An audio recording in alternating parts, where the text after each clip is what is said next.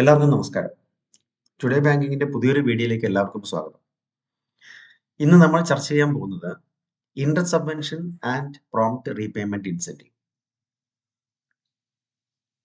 കർഷകർക്ക് അവരുടെ ഹ്രസ്വകാല കാർഷിക വായ്പ ആവശ്യങ്ങൾ നിറവേറ്റുന്നതിന് വേണ്ടി കിസാൻ ക്രെഡിറ്റ് കാർഡ് പദ്ധതി പ്രകാരം ബാങ്കുകൾ വായ്പ ലഭ്യമാക്കുന്നതിനെ കുറിച്ച് ഇതിനു മുമ്പുള്ള വീഡിയോകളിൽ നമ്മൾ ചർച്ച ചെയ്തിരുന്നതാണ്. ബാങ്കുകൾ നൽകുന്ന വായ്പയുടെ പലിശ നിരക്കിൽ ഡിഫറൻഷ്യൽ റേറ്റ് ഓഫ് ഇൻട്രസ്റ്റിൽ കർഷകർക്ക് പലിശ ലഭ്യമാകുന്നതിന് വേണ്ടി ഗവൺമെന്റ് തലത്തിൽ ലഭിക്കുന്ന ഇളവുകളെക്കുറിച്ച് കൃത്യമായി വായ്പ അടയ്ക്കുന്നവർക്ക് കർഷകർക്ക് പ്രോംപ്റ്റ് റീപേയ്മെന്റ് ഇൻസെന്റീവ് അഥവാ PRI എന്ന് നമ്മൾ ചുരുക്കപ്പേരിൽ പറയുന്ന ഇൻസെന്റീവുകളെ കുറിച്ചും ബാങ്കുകൾ അവരുടെ ഓൺ ഫണ്ടിൽ നിന്നും നൽകുന്ന വായ്പയിൽ പലിശ നിരക്കിൽ ഗവൺമെന്റ് അവർക്ക് നൽകുന്ന ഇളവുകൾ ഇൻട്രസ്റ്റ് സബ്വെൻഷൻ അല്ലെങ്കിൽ IS അതിനെക്കുറിച്ചുമാണ് നമ്മൾ ഇന്ന് വിശദമായിട്ട് ചർച്ച ചെയ്യാൻ ഉദ്ദേശിക്കുന്നത്. 2024-25 സാമ്പത്തിക വർഷത്തെ ഇൻട്രസ്റ്റ് സബ്വെൻഷനും പ്രോംപ്റ്റ് റീപേയ്മെന്റ് ഇൻസെന്റീവുമായി ബന്ധപ്പെട്ടുകൊണ്ടുള്ള കാര്യങ്ങൾ RBI കൃത്യമായിട്ട് വിശദീകരിച്ചിട്ടുണ്ട്. Government of India has approved the continuation of the modified interest subvention scheme MISS for the financial year 2024-25. അതിന്റെ പർപ്പസ് എന്താണെന്ന് വെച്ച് കഴിഞ്ഞാൽ to provide short term crop loans and short term loans for allied activities. Allied activities എന്താണെന്നുള്ള കാര്യം നമ്മൾ വ്യക്തമായിട്ട് മുമ്പ് സംസാരിച്ചിരുന്നതാണ്. Animal husbandry, dairy, fisheries, bee keeping etcetera up to 3 lakh through KCC at a concessional interest rate. കുറഞ്ഞ interest റേറ്റിൽ 3 ലക്ഷം രൂപ വരെയുള്ള വായ്പകൾ കർഷകരുടെ ഹ്രസ്വകാല കാർഷിക ആവശ്യങ്ങൾ, അത് ക്രോപ്പ് ലോൺസ് ആണെങ്കിലും അലൈഡ് ആക്ടിവിറ്റീസിനാണെങ്കിലും കൊടുക്കുന്ന വായ്പ പദ്ധതിയാണ് KCC എന്ന് പറയുന്നത്. 3 ലക്ഷം രൂപ വരെയുള്ള വായ്പ എന്നുള്ളത് കഴിഞ്ഞ ബജറ്റ് സ്പീച്ചിനകത്ത് അത് 5 ലക്ഷം രൂപ വരെയായിട്ട് ഹൈക്ക് ചെയ്തിട്ടുണ്ട്. കൺസെഷണൽ റേറ്റിലാണ് അവർക്ക് വായ്പ ലഭ്യമാക്കുന്നത്. അതുമായി ബന്ധപ്പെട്ടുള്ള കാര്യങ്ങളാണ് നമ്മൾ ഇന്ന് ചർച്ച ചെയ്യുന്നത്. സബ്വെൻഷൻ എമൗണ്ട് എങ്ങനെയാണ് കാൽക്കുലേറ്റ് ചെയ്യുന്നത് നമുക്ക് നോക്കാം. IS അല്ലെങ്കിൽ interest subvention is calculated on the loan amount. Loan എമൗണ്ടിലാണ് ഇൻട്രസ്റ്റ് സബ്വെൻഷൻ കാൽക്കുലേറ്റ് ചെയ്യുന്നത് from the date of disbursement അല്ലെങ്കിൽ drawal up to the date of actual repayment or the due date whichever is earlier subject to a maximum period of 1 year. നോക്കൂ, ആ സെന്റൻസിനകത്ത് അത് എല്ലാ കാര്യങ്ങളും വ്യക്തമായിട്ട് അതിനകത്ത് പറഞ്ഞിട്ടുണ്ട്. ഇൻട്രസ്റ്റ് സബ്വെൻഷൻ കാൽക്കുലേറ്റ് ചെയ്യുന്നത് ലോൺ എമൗണ്ടിന് മുകളിലാണ്. അത് എന്ന് മുതലാണ് കാൽക്കുലേറ്റ് ചെയ്യുന്നത്? ഡേറ്റ് ഓഫ് ഡിസ്ബേഴ്സ്മെന്റ് മുതൽ അല്ലെങ്കിൽ ഡ്രോവൽ മുതൽ up to the date of actual repayment, എപ്പോഴാണോ ആ വായ്പ തിരിച്ചടയ്ക്കുന്നത്, ഓർ ദ ഡ്യൂ ഡേറ്റ്, എപ്പോഴാണോ അതിന്റെ ഡ്യൂ ഡേറ്റ് വരുന്നത്, ഏതാണോ ആദ്യം വരുന്നത് അത് വെച്ചിട്ടാണ് നമ്മൾ ഇൻട്രസ്റ്റ് സബ്വെൻഷൻ കാൽക്കുലേറ്റ് ചെയ്യുന്നത്. Subject to a maximum period of 1 year. ഒരു വർഷത്തിനുള്ളിൽ KCC വായ്പകൾ തിരിച്ചടക്കേണ്ടതാണ് എന്നുള്ളത് നമ്മൾ മുമ്പ് പറഞ്ഞത് ആലോചിക്കുക. Interest subvention 2024-25 lending rate to farmers 7% അധികരിക്കാൻ പാടില്ല. 7% കുറഞ്ഞ വായ്പകൾ നൽകാം. സർവീസ് സഹകരണ ബാങ്കുകൾ, പ്രാഥമിക കാർഷിക വായ്പാ സംഘങ്ങൾ കേരളത്തിൽ ഇപ്പോൾ കർഷകർക്ക് KCC വായ്പ ലഭ്യമാക്കുന്ന പലിശ നിരക്ക് 6%, 7% താഴെയാണ്.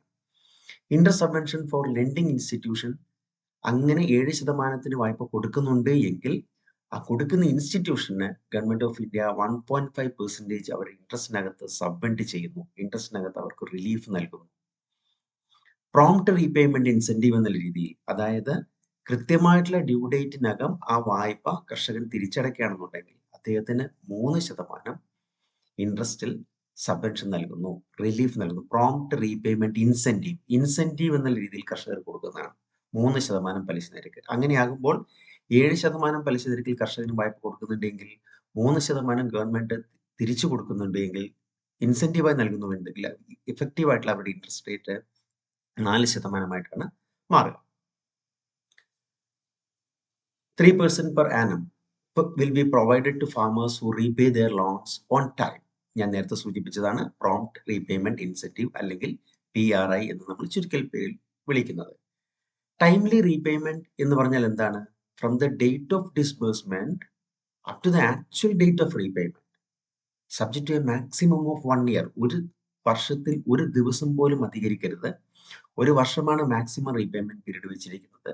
ആ പീരീഡിനകത്തോ എപ്പോഴാണോ റീപേ ചെയ്യുന്നത് ആ ഡേറ്റ് ആണ് നമ്മൾ കൺസിഡർ ചെയ്യുന്നത്.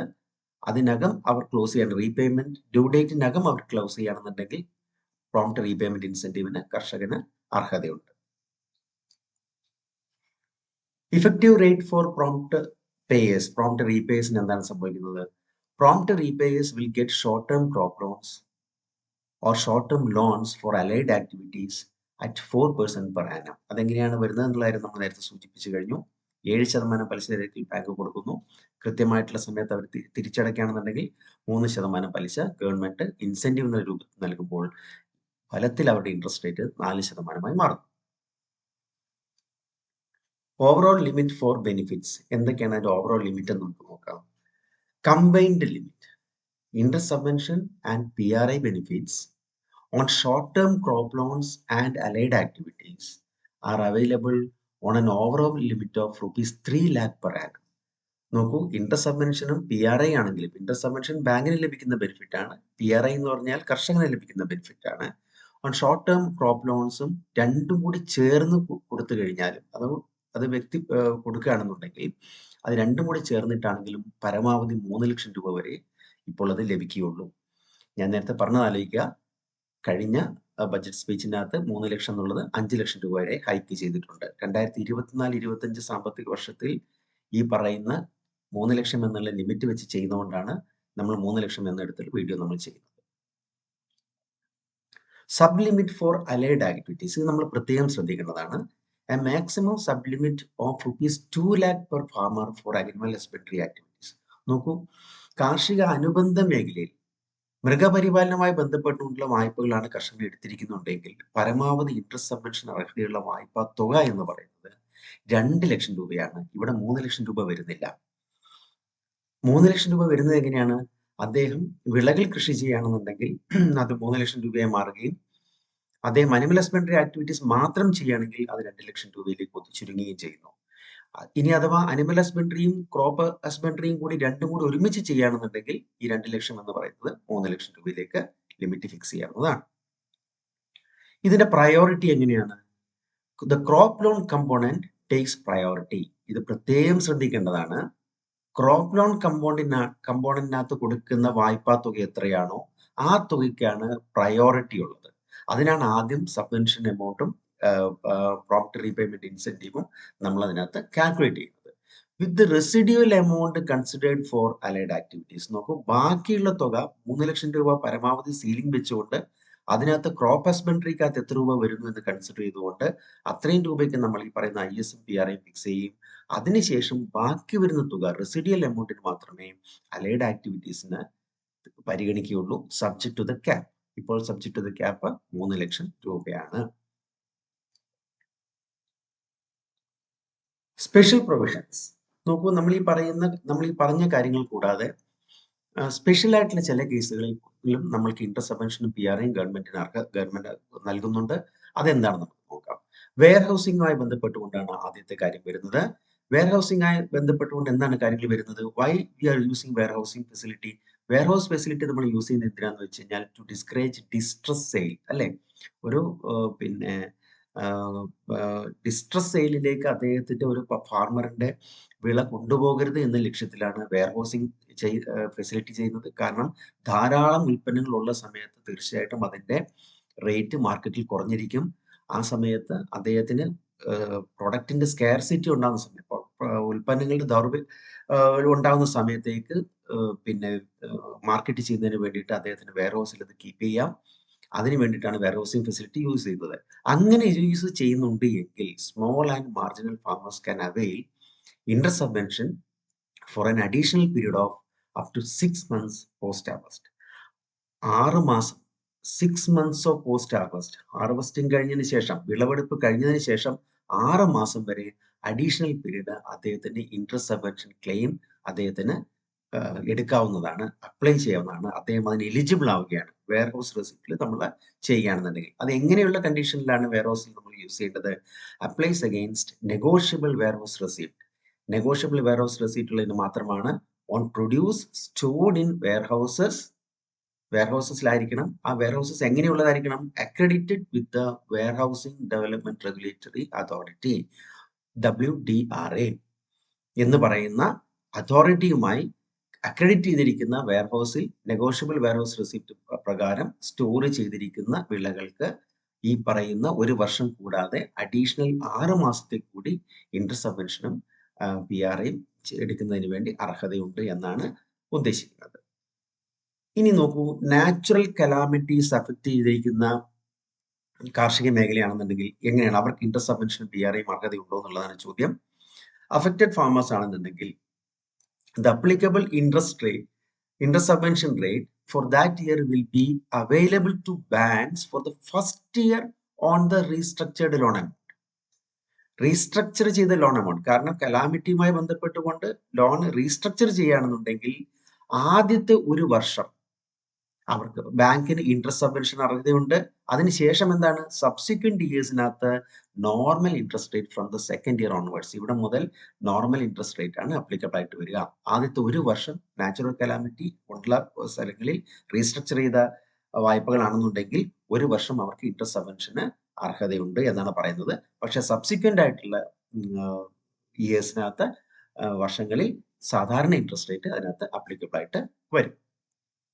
പക്ഷേ ഇതിനകത്തൊരു എക്സംഷൻ എന്താണെന്ന് വെച്ച് കഴിഞ്ഞാൽ സിവിയർ നാച്ചുറൽ കലാമിറ്റീസ് വരികയാണ്. വളരെയധികം സിവിയർ ആയിട്ടുള്ള നാച്ചുറൽ കലാമിറ്റീസ് ആണ് വരുന്നുണ്ടെങ്കിൽ in case of severe natural calamities the applicable interest subvention rate will be available for the first 3 years or the entire period of the loan. എപ്പോഴാണോ restructure ചെയ്തിരിക്കുന്നത് ആ restructure ചെയ്ത മുഴുവൻ ഡ്യൂറേഷനകത്തും അല്ലെങ്കിൽ ആദ്യത്തെ 3 വർഷവും മാക്സിമം 5 ഇയേഴ്സ് ആണ്, അതിനപ്പുറം പോകാൻ പാടില്ല. എൻറ്റയർ പീരീഡ് എന്ന് പറയുന്നത് 5 വർഷത്തിലധികം ഇരിക്കാൻ വേണ്ടി പാടില്ല. On the restructured loan amount, restructure ചെയ്ത ലോൺ എമൗണ്ടിന് 5 വർഷം വരെ പരമാവധി അവർക്ക് ഈ പറയുന്ന സബ്വെൻഷന് അർഹതയുണ്ടെന്നാണ്. സിവിയർ നാച്ചുറൽ കലാമിറ്റീസ് ആണ്. നേരത്തെ സൂചിപ്പിച്ചത് സിവിയർ ആയിട്ടുള്ളതല്ല, എങ്കിലും അത് നാച്ചുറൽ കലാമിറ്റീസ് അഫക്റ്റ് ചെയ്തെന്നാണ് നമ്മൾ മുൻപ് പറഞ്ഞത്. ഈ സിവിയർ നാച്ചുറൽ കലാമിറ്റീസ് എങ്ങനെയാണ് പ്രോംപ്റ്റ് റീപേയ്മെന്റ് ഇൻസെന്റീവിനെ ബാധിക്കുക? ഇൻട്രസ്റ്റ് സബ്വെൻഷൻ ബാങ്കിന് ലഭിക്കുന്ന കാര്യമാണ് നേരത്തെ പറഞ്ഞത്. പ്രോംപ്റ്റ് റീപേയ്മെന്റ് ഇൻസെന്റീവിന് 3% prompt repayment incentive will also be provided to the affected farmers. Interest subvention 1.5% ബാങ്കിന് ലഭിക്കുന്നത് കൊണ്ട് തന്നെ 3% ഇൻസെന്റീവ് കർഷകർക്കും അതിന് അർഹതയുണ്ട്. നോക്കി, ഇനി സിവിയർ കലാമിറ്റീസ് ആരാണ് ഡിസൈഡ് ചെയ്യുന്നത്? എവിടെയാണ് സിവിയർ കലാമിറ്റീസ് നമ്മൾക്കാർക്കെങ്കിലും ലോക്കലായിട്ടുള്ളവർക്ക് ചെയ്യാൻ പറ്റും എന്നുള്ള കാര്യം കൂടി നമ്മൾ അറിയേണ്ടതായിട്ടുണ്ട്. It is decided by a high level committee HLC based on recommendations from the Interministerial Central Team IMCT and Subcommittee of National Executive Committee SC-NEC. ഈ ഏജൻസികളാണ്, ഈ ഹൈ ലെവൽ കമ്മിറ്റി ആണ് നാച്ചുറൽ കലാമിറ്റീസ് ഡിഫൈൻ ചെയ്യുന്നത്. അത് severe ആണോ അത് normal ആണോ എന്നുള്ള രീതിയിൽ ഡിസൈഡ് ചെയ്തുകൊണ്ട് ഇൻട്രസ്റ്റ് സബ്വെൻഷനും PRAയുടെയും അർഹത എക്സ്റ്റെൻഡ് ചെയ്ത് കൊടുക്കുന്നത് ഈ ഏജൻസികളാണ് ചെയ്യുന്നത്. നോക്കൂ, 2024-25 സാമ്പത്തിക വർഷത്തെ ഇൻട്രസ്റ്റ് സബ്വെൻഷൻ നമ്മൾ ക്ലെയിം ചെയ്യുമ്പോൾ Aadhaar linkage is mandatory four availing the short term loans. Aadhaar linkage mandatory ആണ്. ഒരു ആധാറിനകത്ത് നോക്കൂ, നമ്മൾ അങ്ങനെ കാൽക്കുലേറ്റ് ചെയ്ത് നോക്കുകയാണെന്നുണ്ടെങ്കിൽ പരമാവധി 9,000 rupees വരെ മാത്രമേ അതിനകത്ത് ഇൻസെന്റീവ് ആയിട്ട് കിട്ടുള്ളൂ, അല്ലെ? 3 ലക്ഷം രൂപ വരെയാണ് വായ്പ ലഭിക്കുന്നുണ്ടെങ്കിൽ 1 ലക്ഷം രൂപയ്ക്ക് 3% ഇൻസെന്റീവ് ആണ് കർഷകന് ലഭിക്കുന്നുണ്ടെങ്കിൽ 1 ലക്ഷം രൂപ എടുക്കുകയാണെന്നുണ്ടെങ്കിൽ 3,000 രൂപ, 3 ലക്ഷം രൂപ വരെയാണ് വരുന്നുണ്ടെങ്കിൽ 3,000 ഗുണനം 3 9,000 രൂപയാണ് പരമാവധി ഒരു ആധാറിൽ ലഭിക്കുക. ആധാർ ലിങ്കിങ് ഉള്ളത് കൊണ്ട് അദ്ദേഹം ഏത് ബാങ്കിൽ നിന്ന് വായ്പ എടുത്തു കഴിഞ്ഞാലും പരമാവധി അദ്ദേഹത്തിന് ലഭിക്കുന്ന ഇൻസെന്റീവ് തുക എന്ന് പറയുന്നത് 9,000 രൂപയായിരിക്കും. അത് ആദ്യം ഏത് ബാങ്കിൽ നിന്ന് എടുത്തോ അതിനനുസരിച്ച് കൊണ്ടാണ് ഇൻസെന്റീവ് ഗവൺമെന്റ് ഡിസൈഡ് ചെയ്യുക. അപ്പോൾ തീർച്ചയായിട്ടും ഒരു ബാങ്ക് ഒരു കർഷകന് ഹ്രസ്വകാല കാർഷിക വായ്പ നൽകുമ്പോൾ 7% പലിശ നിരക്കിൽ അല്ലെങ്കിൽ 6% പലിശ നിരക്കിൽ നൽകുമ്പോൾ അദ്ദേഹം ഇതിനു മുമ്പ് വേറെ ഏതെങ്കിലും ബാങ്കിൽ നിന്ന് വായ്പ എടുത്തിട്ടുണ്ടോ, അത് 3 ലക്ഷം വരെ എടുത്തിട്ടുണ്ടോ എന്നുള്ള കാര്യം നമ്മൾ അറിയുകയും 3 ലക്ഷം രൂപ വരെ അദ്ദേഹം വായ്പ എടുത്തിട്ടുണ്ട് എങ്കിൽ അദ്ദേഹത്തിന് സബ്സിഡിക്ക് അർഹതയില്ല എന്ന് നമ്മൾ കർഷകനെ പറഞ്ഞ് മനസ്സിലാക്കുകയും വേണം. അതേസമയം അദ്ദേഹം 3 ലക്ഷം രൂപ മറ്റു ബാങ്കിൽ നിന്ന് വായ്പ എടുത്തിട്ടില്ല, 2 ലക്ഷം രൂപയൊക്കെ ആണെന്നുണ്ടെങ്കിൽ ബാക്കിയുള്ള തുക എത്രയാണോ, 3 ലക്ഷം രൂപയിൽ 1 ലക്ഷം രൂപയെങ്കിൽ 1 ലക്ഷം രൂപ, ബാക്കി എത്രയാണോ തുക ആ തുക മാത്രം അവർക്ക് സബ്സിഡിക്ക് അർഹതയുള്ളൂ എന്നുള്ള കാര്യം വ്യക്തമായി നമ്മൾ കർഷകർക്ക് പറഞ്ഞു കൊടുക്കേണ്ടതുണ്ട്. നമ്മൾ എന്നോട് ഉദ്ദേശിക്കുന്നത് ബാങ്കേഴ്സ് കസ്റ്റമറിന് പറഞ്ഞു കൊടുക്കേണ്ടതായിട്ടുണ്ട്. ഡാറ്റ റിപ്പോർട്ടിംഗുമായി ബന്ധപ്പെട്ടുണ്ട്. Banks are required to enter data of individual farmer beneficiaries and report it on the Kisan Rin portal. നമ്മൾക്ക് ഏവർക്കും അറിയാം, കിസാൻ റിൻ പോർട്ടൽ, ഫസൽ റിൻ എന്ന് പറയുന്ന കിസാൻ റിൻ പോർട്ടലിനകത്ത് ലോൺ ആപ്ലിക്കേഷനും ഒപ്പം തന്നെ ക്ലെയിം ആപ്ലിക്കേഷനും കൃത്യമായിട്ട് അതാത് സമയങ്ങളിൽ തന്നെ കൊടുക്കേണ്ടതായിട്ടുണ്ട്. 2024-25 സാമ്പത്തിക വർഷത്തെ ഇൻട്രസ്റ്റ് സബ്വെൻഷൻ ഓൺഗോയിങ് ആയിട്ടാണ് നമ്മൾ ഇപ്പോൾ ഓൺഗോയിങ് ആണ്. നോക്കി, നമ്മൾക്ക് RBIയുടെ സർക്കുലറിനകത്ത് പറഞ്ഞിരിക്കുന്ന ഒരു ഇല്ലസ്ട്രേഷൻ എന്തൊക്കെയാണ് എന്നുള്ള കാര്യം നമുക്കൊന്ന് വ്യക്തമായിട്ട് നോക്കാം. ഞാൻ നേരത്തെ സൂചിപ്പിച്ചു, മൃഗപരിപാലനത്തിനും ക്രോപ്പ് ഹസ്ബൻഡറിക്കുമുള്ള ഇൻട്രസ്റ്റ് സബ്വെൻഷനും PRAയും കാൽക്കുലേറ്റ് ചെയ്യുന്ന തുക വ്യത്യാസമാണെന്ന് പറഞ്ഞു. 3 ലക്ഷം രൂപ വരെ ഉണ്ടെങ്കിലും അനിമൽ ഹസ്ബൻഡറി മാത്രമായിട്ട് ചെയ്യുകയാണെന്നുണ്ടെങ്കിൽ 2 ലക്ഷം രൂപ വരെ അർഹതയുള്ളൂ എന്നുള്ള കാര്യം പറഞ്ഞു. രണ്ടും കൂടി ഒരുമിച്ച് വരികയാണെന്നുണ്ടെങ്കിൽ ആദ്യം പ്രയോറിറ്റി നൽകുന്നത് ക്രോപ്പ് ഹസ്ബൻഡറിക്കാണ് എന്നുള്ള കാര്യം കൂടി നമ്മൾ പറഞ്ഞിട്ടുണ്ട്. അങ്ങനെ വരുമ്പോൾ ഒരു കർഷകൻ ഈ പറയുന്ന വിളകൾ കൃഷി ചെയ്യുന്നതുമായിട്ട് നമ്മുടെ മുന്നിൽ വരികയാണെങ്കിൽ, ബാങ്കറുടെ മുന്നിൽ വരികയാണെങ്കിൽ എങ്ങനെയാണ് നമ്മൾ ഡീൽ ചെയ്യുന്നത് എന്ന് നമുക്കൊരു ഇല്ലസ്ട്രേഷൻ വഴി നമുക്കൊന്ന് നോക്കാം. നോക്കൂ, ഇവിടെ ഓവറോൾ KCC ലിമിറ്റ് 2.5 ലക്ഷം രൂപയെന്ന് വിചാരിക്കുക കർഷകൻ എടുത്തിരിക്കുന്നത്. അതിനകത്ത് ക്രോപ്പ് ലോൺ അദ്ദേഹം എടുത്തിരിക്കുന്നത് 1.5 ലക്ഷം രൂപയും അലൈഡ് ആക്ടിവിറ്റീസിന് വേണ്ടി 1 ലക്ഷം രൂപയുമാണ് അദ്ദേഹം എടുത്തിരിക്കുന്നത് എന്ന് വിചാരിക്കുക. ഒരു എക്സാമ്പിൾ ആണ്. ക്രോപ്പ് ലോണിന് വേണ്ടി 1.5 ലക്ഷം രൂപ, അലൈഡ് ആക്ടിവിറ്റീസിന് 1 ലക്ഷം രൂപ. ഇങ്ങനെ വരുമ്പോൾ IS ആൻഡ് PRA ബെനിഫിറ്റ് എവിടെ കിട്ടും? ഓവറോൾ 2.5 ലാക്സിനും കിട്ടും. കാരണം ആദ്യം നമ്മൾ ക്രോപ്പ് ലോൺ എടുക്കുക, 1.5 ലക്ഷം രൂപ, അതിന് എലിജിബിലിറ്റി ഉണ്ട്, കാരണം 3 ലക്ഷം രൂപയിൽ താഴെയാണ്. പിന്നീട് അദ്ദേഹം എടുത്തിരിക്കുന്ന അലൈഡ് ആക്ടിവിറ്റീസ് എന്ന് പറഞ്ഞാൽ 1 ലക്ഷം രൂപ മാത്രമേ ഉള്ളൂ. പരമാവധി നമ്മൾക്ക് ഇതിനകത്ത് ബാക്കിയുള്ള തുക ഇതിലേക്ക് കൺസിഡർ ചെയ്യാം. ഇത് രണ്ടും കൂടെ കൂട്ടിക്കഴിഞ്ഞാൽ 2.5 ലക്ഷം രൂപ വരെ മാത്രമേ വരുന്നുള്ളൂ. 3 ലക്ഷം രൂപ അദ്ദേഹം എടുത്തിട്ടില്ല. അതുകൊണ്ട് 3 ലക്ഷത്തിനുള്ളിൽ വരുന്നത് കൊണ്ട് അദ്ദേഹത്തിന് മുഴുവൻ തുകയ്ക്കും ഇതിന് ഈ പറയുന്ന ഇൻട്രസ്റ്റ് സബ്വെൻഷനും PRAയ്ക്കും അദ്ദേഹം അർഹത നേടുന്നു. ഇല്ലസ്ട്രേഷൻ 1-നകത്ത് നമ്മൾ പറഞ്ഞു കഴിഞ്ഞാൽ അങ്ങനെയാണ് വരുന്നത്. ഇനി ഇല്ലസ്ട്രേഷൻ 2 നമുക്ക് നോക്കാം. എങ്ങനെയാണ്? ഓവറോൾ KCC ലിമിറ്റ് അദ്ദേഹം കർഷകൻ എടുത്തിരിക്കുന്നത് 3 ലക്ഷം രൂപയാണ്. ഇവിടെ ക്രോപ്പ് ലോൺ 0.5 ലാക്സ്, 50,000 രൂപ മാത്രമേ ക്രോപ്പ് ലോൺ എടുത്തിട്ടുള്ളൂ. അലൈഡ് ആക്ടിവിറ്റീസിന് 2.5 ലക്ഷം രൂപയുമാണ് അദ്ദേഹം എടുത്തിരിക്കുന്നത്. 2.5 ലക്ഷം പ്ലസ് 50,000 രൂപ, അങ്ങനെയാണ് 3 ലക്ഷം രൂപ വരുന്നത്. നോക്കി, ഇവിടെ എലിജിബിലിറ്റി നമ്മൾ എങ്ങനെയാണ് കാൽക്കുലേറ്റ് ചെയ്യുക? നമ്മൾ നേരത്തെ പറഞ്ഞു, ആദ്യം ക്രോപ്പ് ലോൺ ആണ് എടുക്കേണ്ടത്. അത് കഴിഞ്ഞിട്ടുള്ള റെസിഡിയൽ എമൗണ്ട് മാത്രമേ അലൈഡ് ആക്ടിവിറ്റീസിന് പോകാൻ പാടുള്ളൂ. അപ്പോൾ എത്രയാണ് ക്രോപ്പ് ലോൺ കമ്പോണന്റ് നമ്മൾ നോക്കുക? 0.5 ലാക്സ് ആണ്, അല്ലെങ്കിൽ 50,000 രൂപയാണ്. അതിന് എലിജിബിലിറ്റി ഉണ്ട്. അത് കഴിഞ്ഞാലോ 0.5 IS and PRA benefits and overall 2.5 ലാക്സിന് മാത്രമേ എലിജിബിലിറ്റി കിട്ടുന്നുള്ളൂ. നോക്കൂ, ഇദ്ദേഹം 3 ലക്ഷം രൂപ വായ്പ എടുത്തെങ്കിലും ഇവിടെ 2.5 ലക്ഷത്തിന് മാത്രമേ എലിജിബിലിറ്റി ഉള്ളൂ. കാരണം എന്താ? 0.5 ലാക്സ് നമ്മൾ ക്രോപ്പ് ലോൺ കൊടുത്തു. അലൈഡ് ആക്ടിവിറ്റീസിന് 2.5 ലക്ഷം രൂപ എടുത്തെങ്കിലും 2.5 ലക്ഷം രൂപയ്ക്ക് നമ്മൾക്ക് PRAയ്ക്ക് അർഹതയില്ല. കാരണം നേരത്തെ സൂചിപ്പിച്ച കാര്യം ഓർക്കുക, പരമാവധി ക്രോപ്പ് ലോണിന് 2 ലക്ഷം രൂപ വരെ മാത്രമേ അർഹതയുള്ളൂ. കമ്പൈൻഡ് ആയിട്ട് ചെയ്യുകയാണെന്നുണ്ടെങ്കിൽ ഇത് 2 ലക്ഷം രൂപയും ക്രോപ്പ് ലോണിന്റെ എക്സ്ട്രാ ക്രോപ്പ് ലോൺ എത്ര വരുന്നു എന്നുള്ളത് ആദ്യം എടുത്തതിന് ശേഷം ബാക്കി 2 ലക്ഷം രൂപ എടുക്കാം. സോ ഇവിടെ 0.5 ലാക്സിന് അദ്ദേഹത്തിന് എലിജിബിലിറ്റി ഉണ്ട് ക്രോപ്പ് ലോണിന്. അതിനുശേഷം 2 ലക്ഷം രൂപ അലൈഡ് ആക്ടിവിറ്റീസിന്. അപ്പോൾ ഓവറോൾ 0.5 പ്ലസ് 2.5 ലാക്സിന് മാത്രമേ ISഉം PRAയ്ക്കും ഇവിടെ എലിജിബിലിറ്റി ഉള്ളൂ. 3 ലക്ഷം രൂപ വരെ അദ്ദേഹം വായ്പ എടുത്തിട്ടുണ്ടെങ്കിൽ പോലും. ക്ലിയർ ആണെന്ന് വിചാരിക്കുന്നു. നമ്മൾ നെക്സ്റ്റ് ഇല്ലസ്ട്രേഷൻ ഒന്ന് ചെയ്ത് നോക്കാം. ഓവറോൾ KCC ലിമിറ്റ് അവിടെ 4 ലക്ഷം രൂപയാണ്.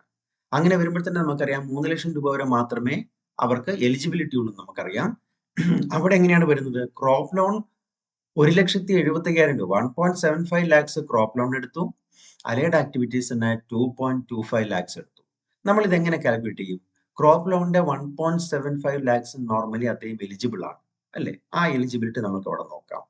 നോക്കൂ, IS and PRA benefits overall 3 ലാക്സിന് മാത്രമേ വരുന്നുള്ളൂ. നമ്മൾ നേരത്തെ സൂചിപ്പിച്ചതുപോലെ 1.75 ലാക്സ് ക്രോപ്പ് ലോൺ കൊടുത്തു.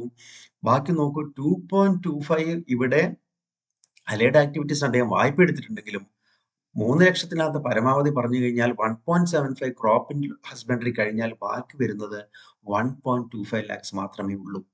ആ 1.25 ലാക്സിന് അലൈഡ് ആക്ടിവിറ്റീസിന് അദ്ദേഹത്തിന് എലിജിബിലിറ്റി ഉണ്ട്. ബാക്കിയുള്ള തുകയ്ക്ക് എലിജിബിലിറ്റി ഇല്ല. അത് ക്യാപ്ഡ് ആണ്, അവിടെ അങ്ങ് തീർന്നു.